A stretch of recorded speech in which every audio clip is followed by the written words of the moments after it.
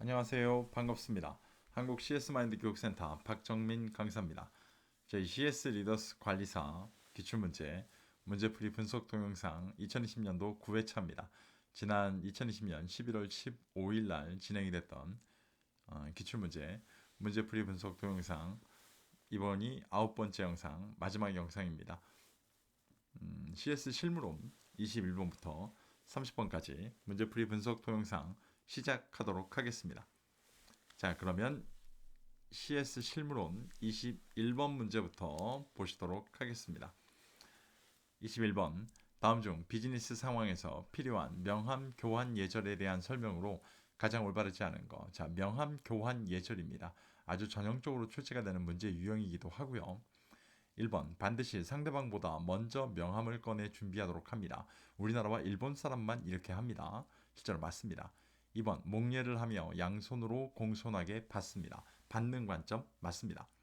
3번 동시에 주고받을 때 오른손으로 주고 왼손으로 받는 것이 좋습니다. 여기에 꼭 따라가야 되는 건 앞으로는 지양하셔야 되는 거죠. 앞으로 하시는 것보다 하시지 않는 게 좋다라고 지금 얘기하고 있는 겁니다. 맞습니다.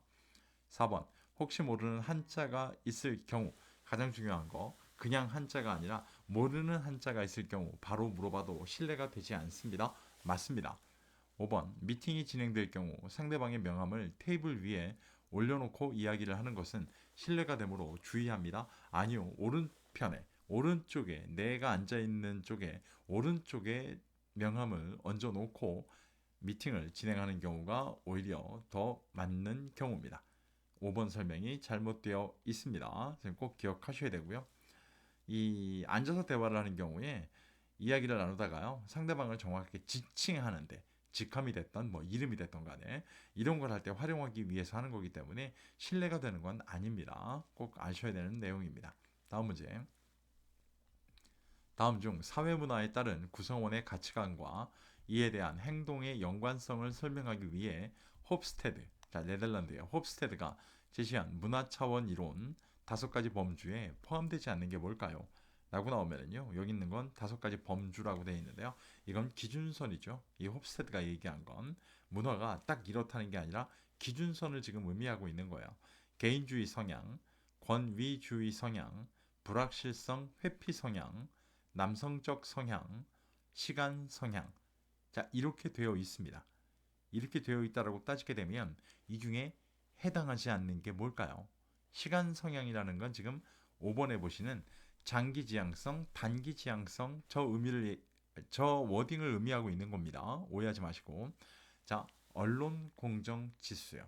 매년 미국에서 발표가 되는 언론 공정 지수는 홉스테드가 얘기한 문화 차원 이론의 5가지 범주에 포함되는 내용이 아닙니다. 아주 뭐 전형적으로 문제의 정답도 잘 안 바뀌죠. 네, 언론 공정 지수 기억을 좀 하셔야 될 것 같습니다. 다음 문제입니다. 우리나라 소비자 기본법상 소비자의 8대 권리에 해당하지 않는 것. 자, 소비자의 8대 권리입니다. 전 세계적으로 가장 많이 채택하고 있기도 한 거고요. 우리나라가 채택하고 있는 방법이기도 합니다. 케네디 대통령이 미국 하원에 내린 특별 교서에 있던 소비자의 4대 권리 여기에다 4가지를 더 더하시면 됩니다. 자, 볼까요? 보기 1번 소비 생활에 영향을 주는 국가 및 지방자치단체의 정책과 사업자의 사업활동 등에 대하여 여기까지 모르셔도 돼요. 의견을 반영시킬 권리 분명히 존재합니다. 2번 어떠한 경우에도 소비를 제한받지 않을 권리. 네, 이게 뭔 소리일까요? 소비를 제한받지 않을 권리. 네, 이건 해당하지 않습니다. 8대 권리에 있는 내용이 아니에요. 네, 기본적으로 소비자 기본법이 과소비를 권장할 수는 없는 거잖아요. 그죠? 3번에 있는 보호받을 권리 다 뒤에 있습니다. 4번 자유로이 선택할 권리 5번 정보를 제공받을 권리 다 해당하는 8대 권리입니다. 2번 설명이 잘못되어 있습니다. 체크해놓고 좀 보셔야 될 것 같습니다. 다음 문제 소비자보호법의 내용 중 다음 보기의 내용에 해당하는 것은 무엇일까요? 자, 보기를 좀 볼까요? 국가 및 지방자치단체는 소비자의 기본적인 권리가 실현될 수 있도록 소비자의 권익과 관련된 주요 시책 및 주요 결정 사항을 소비자에게 알려야 합니다. 자, 이 법문 중에 저희가 알아야 되는 건 소비자의 권익과 관련된 주요 시책 및 주요 결정 사항을 소비자에게 알려야 합니다. 자, 소비자에게 알려줘야 됩니다. 주요 시책, 주요 결정 사항, 이 정보들을 뭐를 위해서? 소비자의 권익과 관련되어 있는, 자, 이걸 뭐라 볼까요? 소비자의 정보 제공이라고 부릅니다. 위에 나와 있는 보기 중에 소비자의 권익과 관련된 주요 시책 및 주요 결정 사항을 소비자에게 알려야 합니다. 꼭 기억하십시오. 소비자의 정보 제공에 대한 내용이었습니다. 다음 문제입니다.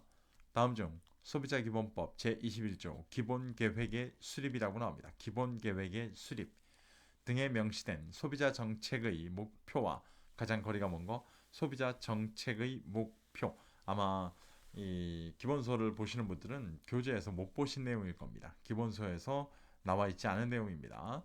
소비자 정책의 목표라고 지금 얘기가 된다면 여러 가지가 나오는데요. 소비자 안전의 강화, 소비자와 사업자 사이의 거래의 공정화 및 적정화, 소비자 교육 및 정보 제공의 촉진, 소비자 피해의 원활한 구제, 국제 소비자 문제에 대한 대응, 마지막 그 밖에 소비자의 권익과 관련된 주요한 사항, 이런 것들이 소비자 정책의 목표에 해당하는 내용입니다. 그럼 쭉 불러드린 것 중에 해당하지 않는 게 뭘까요? 5번 설명에 불공정 기업 회생 및 퇴출 기업의 구제입니다. 아니, 이런 건 하지 않습니다. 네, 왜냐하면 위에 나와 있는 것처럼 소비자 정책의 목표잖아요. 소비자 정책의 목표는 소비자의 권익과 관련된 거지 불공정 기업 회생 및 퇴출 기업의 구제, 이런 관점은 해당하지 않습니다. 이해가시죠? 체크해 놓으시고 문제 유형과 아래 정답 유형을 꼭 기억하셔야 될 것 같습니다. 다음 문제입니다. 특정 개인에 대한 식별 정보 중, 이 문제가 최근까지도 계속 출제가 되고 있는데 저도 이 자료를 찾고 있는데 너무 궁금해요. 그런데 이 문제 근거의 자료가 어디에 있는지를 아직도 찾지를 못해서 법조문에서도 찾지를 못했거든요. 뭐 계속 찾아서 나중에 뭐 정확히 확인이 되면 여러 가지 사항들에 대한 건 향후에 문제풀이 분석 동영상에서 언급드릴 기회가 분명히 있을 겁니다. 자, 일단 이 문제와 정답만을 연결하는 방법으로 기억을 좀 하셔야 됩니다. 특정 개인에 대한 식별 정보 중 개인의 신장, 체중, 나이, 지문, 혈액형 등과 같은 객관적 사실에 관한 정보에 해당하는 것은 무엇일까요? 자, 신장, 체중, 나이, 지문, 혈액형 등과 같은 객관적 사실에 관한 정보라고 나오는데요. 이걸 저희가 개인의 특성에 대한 정보라고 부르고 있습니다. 자, 이건 문제에 나와 있는 저 내용, 개인의 신장, 체중, 나이, 지문, 혈액형, 자, 등과 같은 객관적 사실, 저것과 개인의 특성에 대한 정보, 이것과 연결을 하셔야 됩니다. 기억하셔야 됩니다. 암기하셔야 된다는 이야기입니다. 선생님들 꼭 기억하시길 바라겠습니다. 다음 문제. 다음 중 개인정보보호법에 명시된 고유 식별 정보의 범위에 해당하지 않는 것. 자, 고유 식별 정보라고 저희가 부릅니다. 고유 식별 정보는요, 딱 이걸 확인하는 순간, 이 사람인데 라고 확인할 수 있는 것들이에요. 그래서 나오는 것들이 흔히 주민등록번호, 여권번호, 운전면허의 면허번호, 외국인 등록번호, 이렇게 네 가지 정도입니다. 이해가시겠죠? 사업자 등록번호는 이걸 갖고 그 사람을 특정할 방법이 없어요.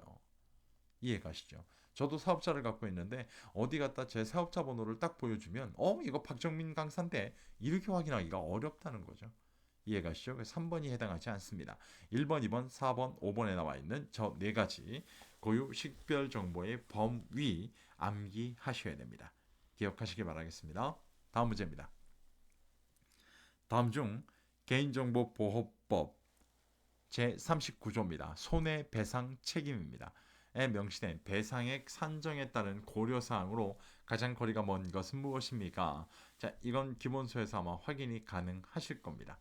첫 번째, 개인정보 처리자의 재산 상태 맞습니다. 2번, 위반 행위에 대한 따른 벌금 및 과징금 맞습니다. 3번, 위반 행위로 인하여 입은 피해의 규모 맞아요. 고려사항에 다 들어갑니다. 4번, 고의 또는 손해 발생을 기획, 의도한 정보가 아니라 정도죠. 정도, 오탈자입니다. 그렇게 오탈자를 걷어낸다고 하는데도 고의 또는 손해 발생을 기획, 의도한 정도 이거는 실제로 보면 배상액 산정을 할 때 고려사항에 포함되지 않습니다. 이해가시겠죠? 꼭 체크하고 보시길 바라겠습니다. 네, 다음 문제입니다. 이제 법을 지나서 7장 프레젠테이션까지 왔습니다. 교육훈련의 종류 중 가장 전통적인 교육훈련 방법으로 가장 전통적인 교육훈련 방법 일단 답을 또 지목하죠. 다수의 학습자에게 동일한 내용을 전체적으로 교육하기 위하여 또 답을 지목하고 있습니다. 일정한 시간과 장소에서 시행되는 교육활동 유형을 뭐라 부릅니까? 저희가 이걸 이제 한글로 집합교육, 집체교육 이렇게 부르죠. 한 곳에 모아놓고 교육을 하는 거. 이해가시죠? 이걸 저희가 뭐라 부릅니까? 네, OJT라고 부릅니다. 집합교육, 집체교육. 네, 저는 사내 강사 출신이라서 집체라는 말을 더 많이 썼었어요. 저희는. 네, 집체교육이라고 보시면 됩니다. 기억하셔야 됩니다. 키워드가 한 두세 개가 나옵니다. 가장 전통적인 교육 훈련 방법. 전체적으로 교육하기 위해 일정한 시간과 장소에서 시행되는 교육 활동. 이해가시죠? 두 가지네요. 세 가지가 아니라. 자, 이렇게 기억하시면 됩니다. 자, 이번 영상의 마지막 문제입니다. CS 실무론 30번 문제입니다.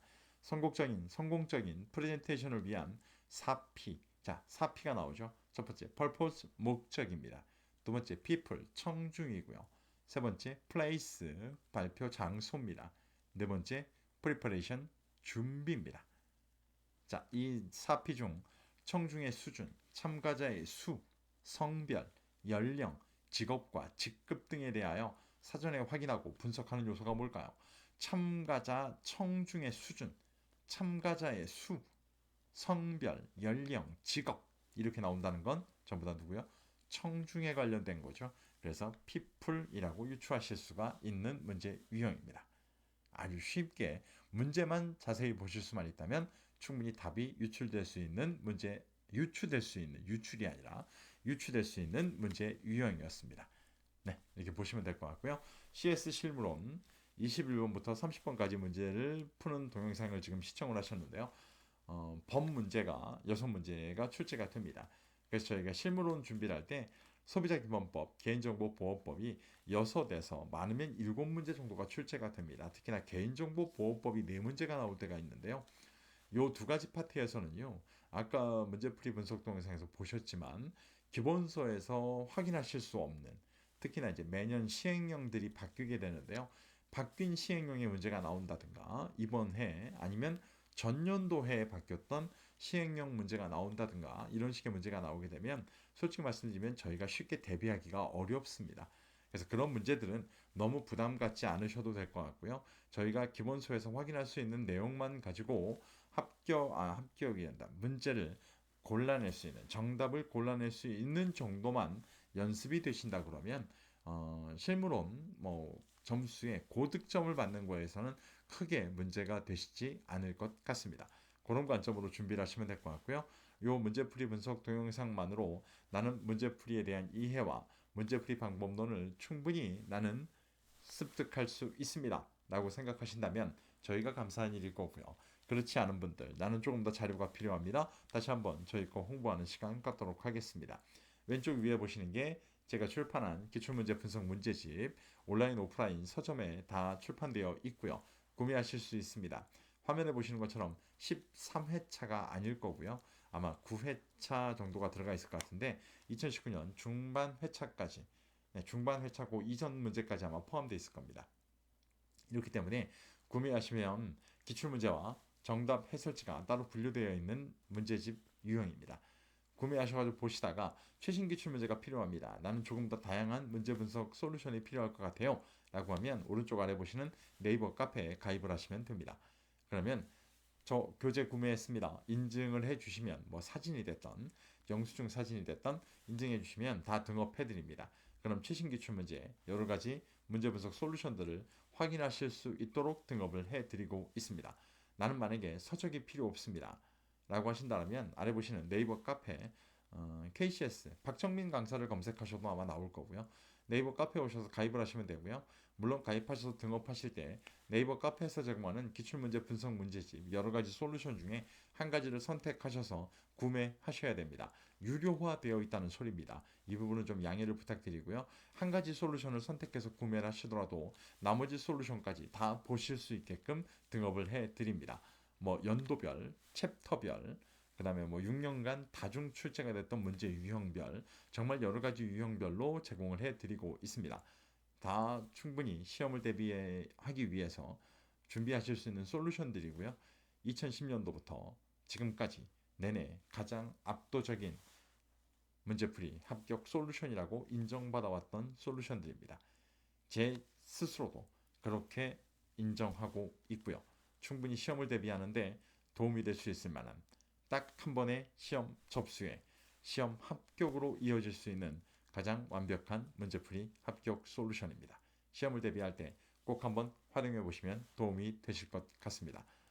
오늘 문제풀이 분석 동영상이 시험을 대비하는데 일정 부분 도움이 됐다라고 생각하신다면 구독과 좋아요, 체크도 꼭 좀 부탁드리도록 하겠습니다. 저희 다음번 영상은 2020년 10회차입니다.